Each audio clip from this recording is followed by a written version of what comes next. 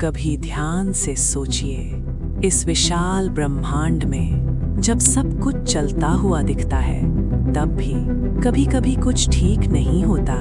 तारे चमक रहे होते हैं, ग्रह अपनी गति से घूम रहे होते हैं, लेकिन भीतर कहीं संतुलन डगमगाने लगता है।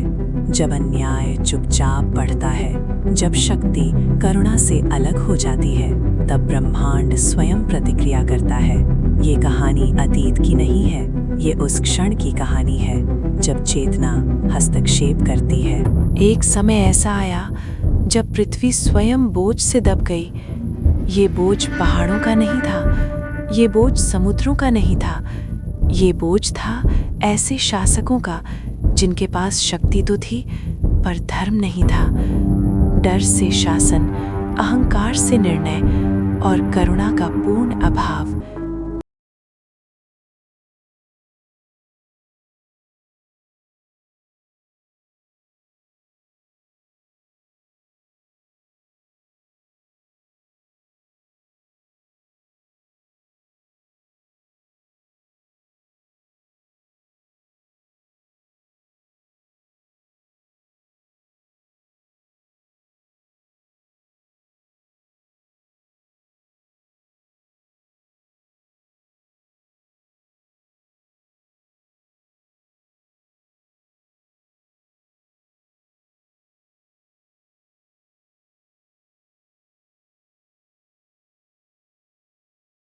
दृष्टि को नहीं, स्रोत को याद किया।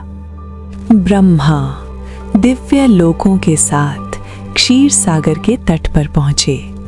वो सागर दूध का नहीं, शांत चेतना का था, अनंत, स्थिर और समय से परे।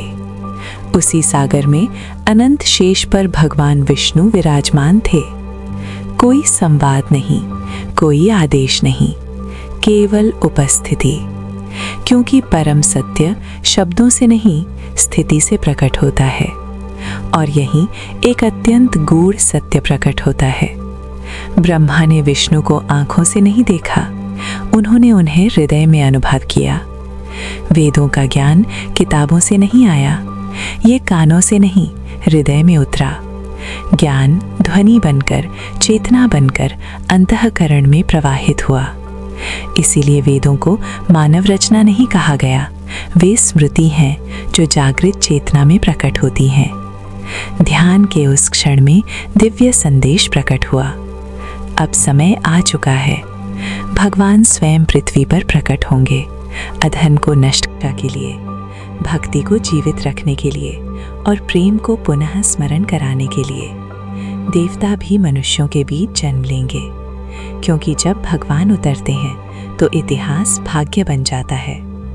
ये तो केवल आरंभ है। कृष्ण भी प्रकट नहीं हुए हैं, लेकिन ब्रह्मांड तैयार हो चुका है।